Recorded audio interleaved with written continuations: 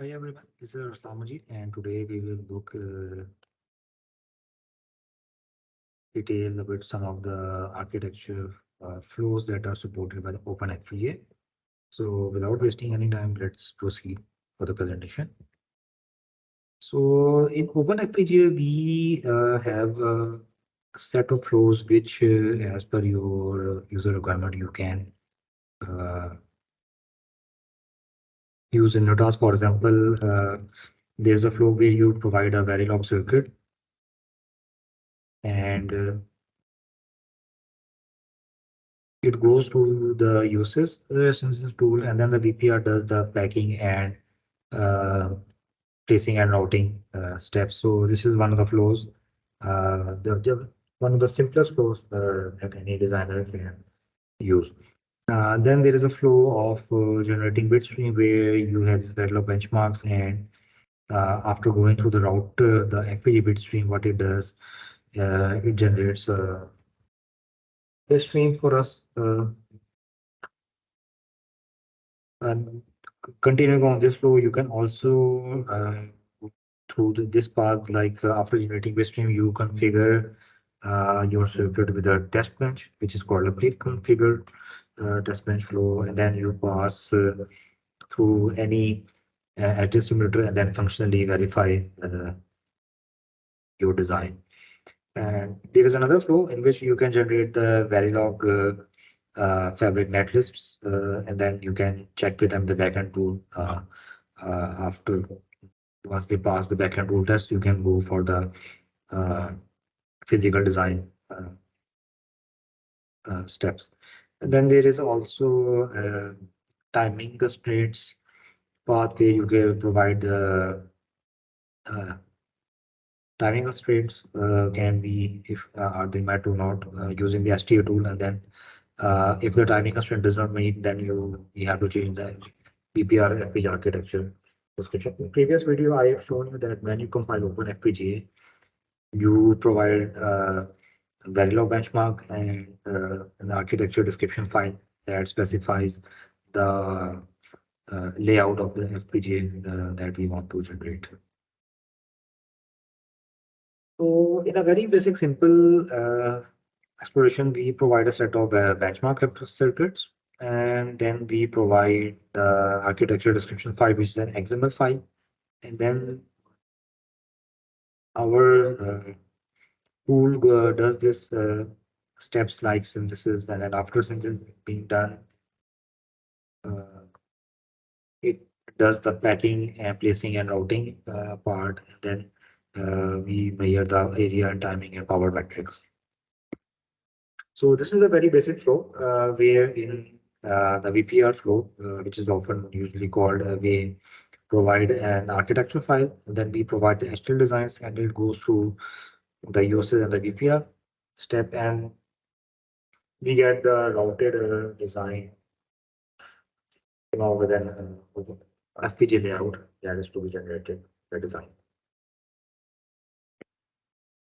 So a basic FPGA architecture consists of island style FPGA, and island style FPGA means that it has a set of it's a more heterogeneous layout where we have a set of complex logic blocks, I/O, input output devices, pin tiles. Then we have these DSP blocks, and then we have this logic um, block RAMs for storing uh, purposes. So the basic architecture of any logic block, it has a lookup table and has a flip-flop. So depending upon what type of lookup table you want to design, if it's a four input lookup table, then it means it has four inputs and a single output for yeah. This flip-flop is for any bit that we want to store in a register.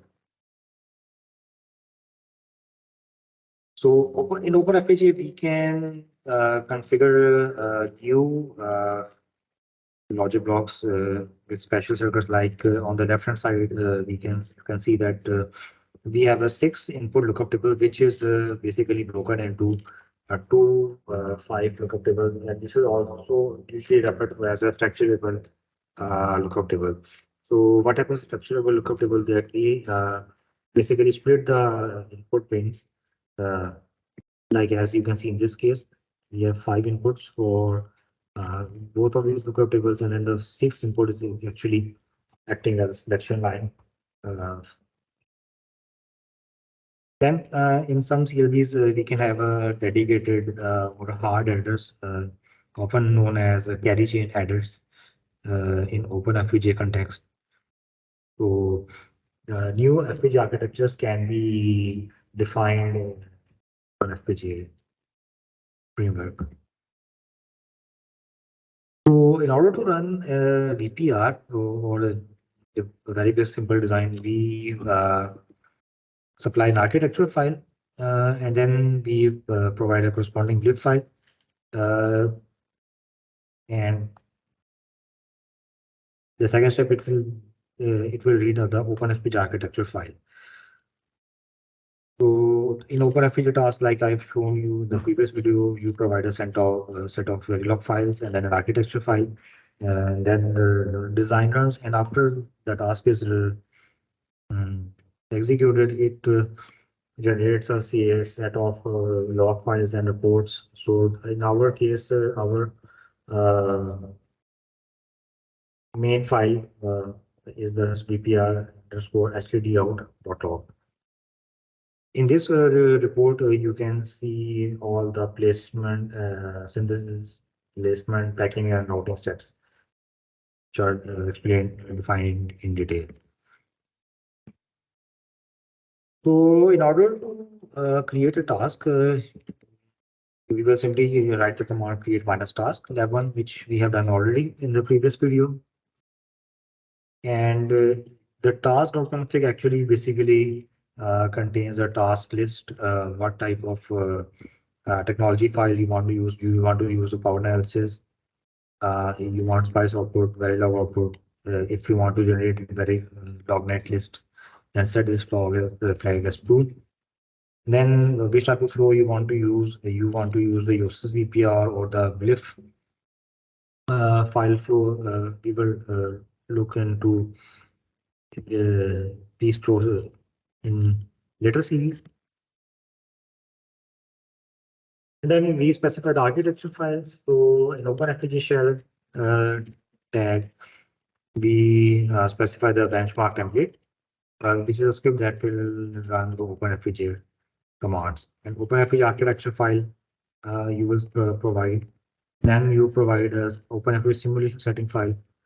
And then we provide the Verilog, routing channel width of that we want to run our architecture. And then these are basically the architectures tag. We specify the architectures on which we want to map our designs. And then you specify the Verilog circuits under the benchmarks tab, and then this parameter contains what type of synthesis options that you want to incorporate in your design. So we can skip this, and when you run in OpenFPGA script file, we just have a basic VPR architecture file, and then we provide a test bench lib file along with the routing channel bit, which are already provided in this file. You can explore it on your own. So once we run the designs, it specifies you can see the difference of the CFD box for two different designs. So the second flow is generating fabric netlists. In fabric netlist, what we do, we basically provide an open FPGA architecture file and along with the VPR architecture file, and then we also have our benchmark designs. So it goes through all this VPR stage, then it goes through the fabric generator. The fabric generator, what it does, it creates a fabric netlist in the form of various Verilog files.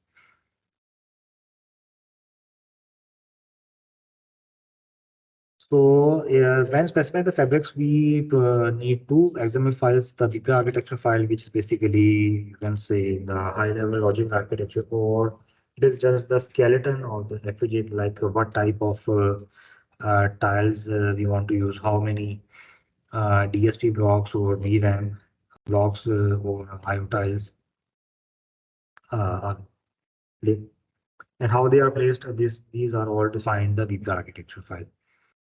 The OpenFPGA architecture file describes more physical properties like transistor sizing, uh, delay models, and type of configuration circuits that you want to have in your FPGA.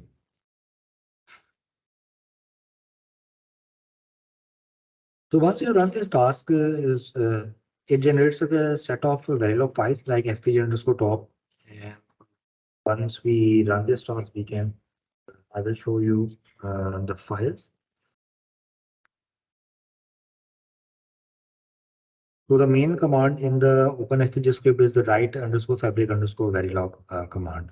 We provide a set of file, and then we specify its certain flags depending upon your requirement. So it generates a set of Verilog files which consists of logical blocks and routing blocks, and then there are some modules such as lookup tables, wires, boxes, memories, and any other user defined templates. So here in this slide, I have shown you two different fabric netlists. One is very basics netlist, which has just one CLB, and it has switch boxes and connection boxes along with this IO grid. The layout on the right side is a bit more complex. So it is a 4x4 layout with four logical blocks along with this connection blocks and then switch boxes. So we will look in detail about these connection boxes and switch boxes in later video series. So once the FPGA underscore top is generated, you can go through the grids, how they are placed and how they are basically numbered. In FPGA top, we have this instances of various blocks such as switch block, connection block, or a CLB. You can check them out in your free time. Then we have a flow of generating a bit stream and then verifying the generated FPGA fabric. So in this case, we provide the OpenFPGA simulator settings along with the synthetic bit stream, in the same set of architecture files, VPR architecture file, and the OpenFPGA architecture file along with the our HDL designs. So it goes through the test bench generator, which in return create a full test bench, and then using a full test bench, using any simulator such as iVerilog or the model sim, you can verify the functionality of your design. So this is another flow, which is a bit stream generation flow. So you can generate your own bit stream, which can be used to pre-configure test bench.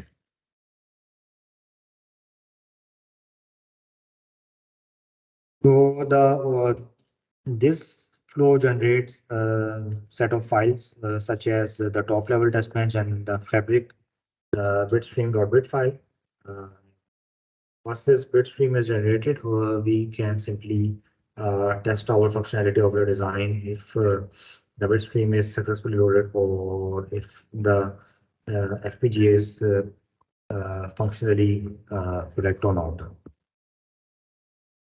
So in test bench, when you write a test bench, so basically what happens is that we have FPGA fabric. The bit stream is loaded into FPGA fabric, and we supply the input stimulus to both the FPGA and the user design, and then we check the output for any mismatches or errors. So we have two phases for any design. The first step is the configuration phase, in which we basically provide the bit stream, and the bit stream loads the flip-flops with appropriate bits that is generated by the bit stream. Once the configuration phase is done, then we go to the operating phase, and where we provide our random vectors, and here we check if our outputs of the user designs and of the fabric netlist generates the same type of outputs. And if there are errors, then obviously we have this number of errors checker as well. So this is a simulation of a very basic simple AND gate design.